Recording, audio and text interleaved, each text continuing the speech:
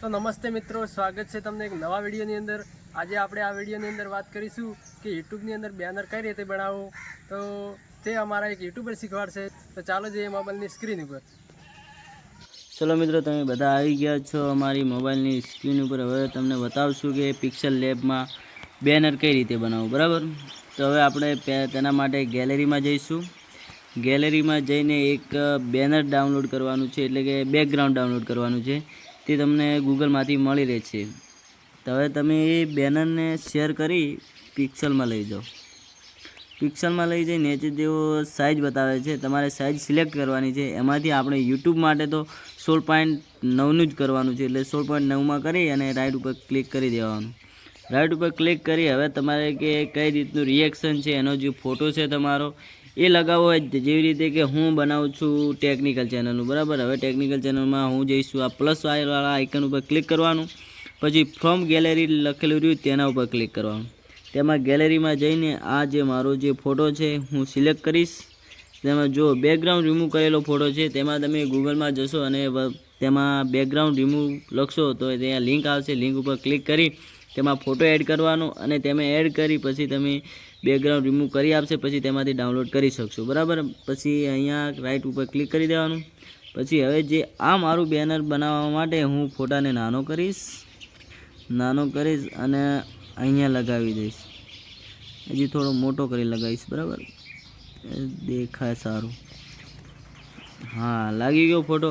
હવે તમારે અહીંયા જઈ અને આને લોક કરી દેવાનું, બરાબર। લોક કરીને પાછું આના ઉપર ક્લિક કરીને અંદર જતું રહેવાનું। હવે તમારે જે બેનર ઉપર લખવું હોય તે લખવા માટે તમારે નીચે જોઈ લો એનું આઇકન છે, એનું આઇકન ઉપર ક્લિક કરશો, પછી પ્લસવાળા આઇકન ઉપર ક્લિક કરવાનું। પછી અહીંયા સ્ક્રોલ કરી જવાનું, જે આ ફોન્ટ લખેલું રહ્યું તેના ઉપર ક્લિક કરવાનું। ફોન્ટ લખેલું એમાં અલગ અલગ વિના તમારા જે ફોન્ટ એડ કરેલા હશે તે ફોન્ટ આવશે, બરાબર। આમાંથી તમે જે મનપસંદ ફોન્ટ જે કરેલા હોય ડાઉનલોડ તે કરી શકો છો, પણ હાલ અમે અહીંયાથી બહાર નીકળી જઈશું, કેન્સલ ઉપર ક્લિક કરશું। પણ અહીંયા જો આ ટેક્સ્ટનું ઓપ્શન અહીંયા મારે આવી ગયું છે, પણ તમારે ટેક્સ્ટનું ઓપ્શન લાવવું હોય તો આ પ્લસ ઉપર આઇકન ઉપર ક્લિક કરી દેવાનું, પ્લસવાળા આઇકન ઉપર। પછી આ ઉપર ટેક્સ્ટ લખેલું પહેલા જ નંબર ઉપર તેના ઉપર ક્લિક કરશો એટલે આવું ટેક્સ્ટનું ઓપ્શન આવી જાય, બરાબર। હું આને ડિલીટ કરી દઈશ। પછી તમે આ ટેક્સ્ટ ઉપર ક્લિક કરી અને તમારે જે લખવું હોય એ લખી દેવાનું, બરાબર। અહીંયા મારે બનાવવાનું છે યુટ્યુબની પેલું માહિતી આપવા માટે, એટલે હું લખીશ કે યુટ્યુબનું બેનર કઈ રીતે બનાવવું, બરાબર। તો ચાલો હું લખી દઉં કે યુટ્યુબ બેનર કઈ રીતે બનાવવું, બરાબર। યુટ્યુબ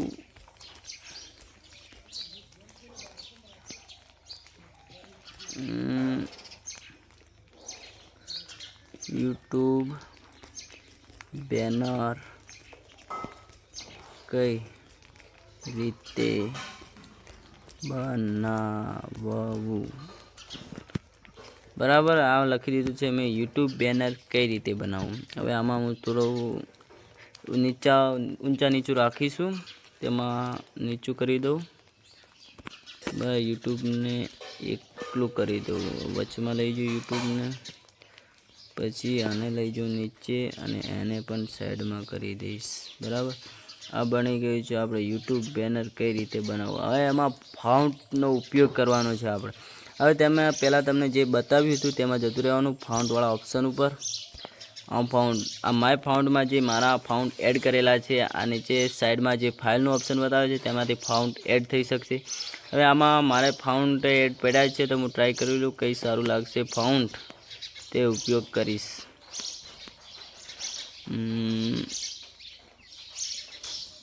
આ ફાઉન્ડ મને થોડું સારું લાગ્યું, એટલે હું હવે આ ફાઉન્ડને અહીંયા ઓકે ઉપર ક્લિક કરી દઈશ, અને જો આ ફાઉન્ડ આવી ગયું છે આપણું અહીંયા। તો હવે આમાં તમારે થોડું હાઇલાઇટ કરવાનું છે। હાઇલાઇટ કરવા માટે આપણે જઈશું અહીંયા આ ફોન્ટથી થોડા આગળ સ્ક્રોલ કરીશું, સ્ક્રોલ કરીને અહીંયા જે આ ઓપ્શન દેખાય છે આમાંથી તમે કંઈ પણ રીતે હું બીજા નંબર ઉપર ક્લિક કરીશ અને ચાલુ કરીશ, અને અહીંયાથી હું લઈશ વ્હાઇટ બ્લેક જ રાખીશું, બરાબર। નીચેથી આ બીજું ઇનેબલનું ઓપ્શન રહ્યું તે પણ ઇનેબલ કરી દેવાનું, અને પછી આ બીજા નંબરનું છે તેને તમારે આવી રીતે કાટો કરવું હોય તો પણ કાટો થઈ શકશે। હું આટલું જ રાખીશ, વધારે નહીં રાખું. તમારે જેટલું રાખવું હોય તેટલું તમે રાખી શકો. હવે આ બીજા નંબરના ઓપ્શનમાં જઈ હું ફેર ઇનેબલનો ઓપ્શન આપીશ. હવે જોઈ લો તમે, આમાં એવું છે કે તમે જે કલર પેલો કરશો એ કલર તમારે થઈ જાય, બરાબર. આમાં હું કલર રાખીશ, મને ગમતો તો કલર નથી અહીંયા, પણ હવે લાવી દઉં, બરાબર. અહીંયાથી તમે જે કલર ચૂઝ કરશો તે પણ આવી શકશે. તમારે જેવો કલર રાખવો હોય ફાઉન્ટનો તે રાખી શકશો. હવે આના પર ક્લિક કરી હું આ પહેલા ઓપ્શનને પણ ફૂલ કરી દઈશ, બીજા ઓપ્શનને પણ ફૂલ કરી દઈશ અને ત્રીજાને પણ ફૂલ કરી દઈશ. જોઈ શકો છો તમે, મારું બેનર બનવામાં હજી વાર છે, પણ તો પણ અહીંયા હાઇલાઇટ થઈ ગયું, બરાબર.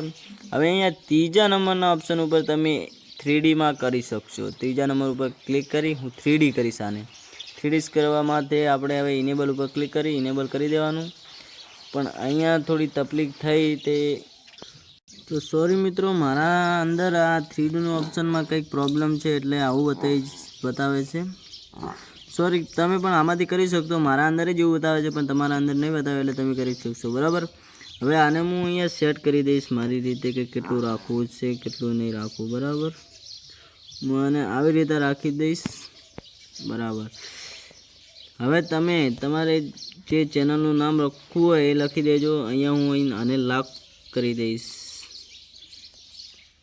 લોક કરી હવે તમે અહીંયા જોને કે તમારું અહીંયા ધનરાજ ટેકનિકલ ચેનલનું નામ છે, બરાબર, અમારા ભાઈબંધની. હવે અહીંયા હું ધનરાજ ટેકનિકલ લખી દઈશ, ધનરાજ ટેકનિકલ.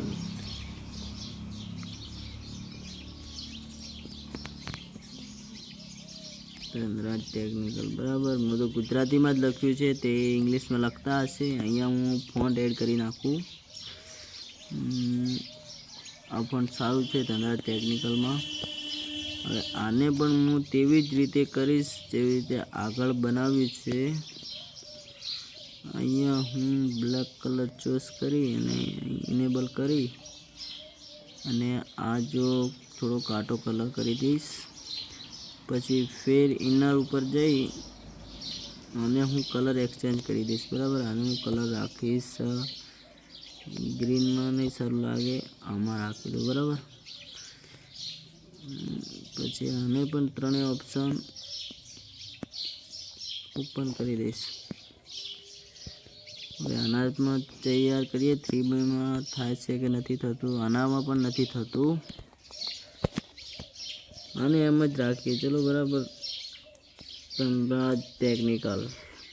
પછી આટલું કરી તમારે વધારે પેલું કરવું હોય તો નીચે 5 ઓપ્શન દેખાય છે, તેમાંથી છેલ્લું ઓપ્શન જે તારામંડળ જેવું દેખાય છે એના ઉપર ક્લિક કરી આ લાઇટ વધારવાનું ઓપ્શન છે, તેમાં પણ તમે વધારી શકશો. હું આમાં જઈ અને લાઇટ વધતી ઓછી કરી જેવું કરું છું, જોઈ લો તમે.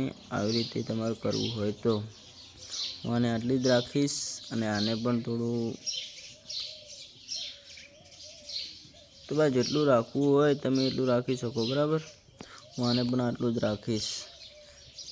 પછી આમાં પણ કલર જો બદલાય છે, તમારે જે કલર રાખવો હોય તે રાખી શકશો, જોઈ લો. કલર તો સેટ નથી થતો, આને આટલું જ રાખીશ, બરાબર. હવે છેલ્લું ઓપ્શન જે બાકી રહ્યું એને થોડું આછું કરી દઈએ, બરાબર, અને થોડુંક માઇનસમાં કરી દીધું. હવે કમ્પ્લીટ. આમાં તમારે જે લોગો બોગો લગાવવો હોય તે ઉપર પ્લસવાળા આઇકન ઉપર લગાવી કરી ફ્રોમ ગેલેરીમાં જઈ તમારે જે લોગો હોય તે તમે કરી શકો છો, બરાબર. તો મિત્રો, હવે આવું સિમ્પલ બેનર મેં બનાવી આપ્યું છે, પણ આમાં અંદર તમારે જે વધારે કરવું હોય તમારી રીતે તમે કરી શકો છો અને આવો પિક્સલ લેબનો ઉપયોગ કરી શકો છો, બરાબર. હવે ચાલો મિત્રો, આજના માટે આટલું જ. હવે આને સેવ કરવા માટે તમારે અહીંયા શેર જે અહીંયા ઉપર દેખાય છે શેરનું ઓપ્શન છે, એના બાજુવાળું ફર્સ્ટ નંબરનું જે ઓપ્શન છે એના ઉપર ક્લિક કરવાનું. હવે સેવ પ્રોજેક્ટ અને સેવ એઝ ઇમેજ એના ઉપર ક્લિક કરી અહીંયા જેપીજી છે તેના ઉપર કરી અને પીએનજી કરી દેવું.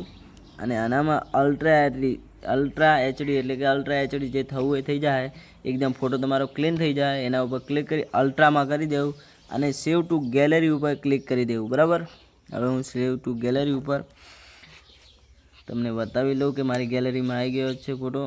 ચાલો આ એડવર્ટી આવી છે, એડવર્ટીને કેન્સલ તો થઈ નહીં, ડાયરેક્ટ બહાર નીકળી જઈએ. બરાબર, હવે તમને મારી ગેલેરીમાં જઈ બતાવીશ કે મારું બેનર આવ્યું છે કે નથી આવ્યું. તો જો મિત્રો, મારું બેનર બની તૈયાર થઈ ગયું છે. આ બેનર આવું બન્યું છે. બરાબર, તમે જોઈ શકો છો કે આ બેનર આવું બન્યું છે.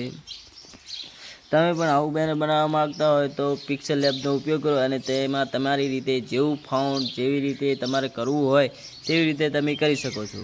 ચલો મિત્રો, વિડીયો પૂરો થઈ ગયો છે. તમે અમારી ધનરાજ ટેકનિકલ ચેનલને સબસ્ક્રાઈબ, લાઇક, કોમેન્ટ કરવાનું ભૂલતા નહીં. Thank you.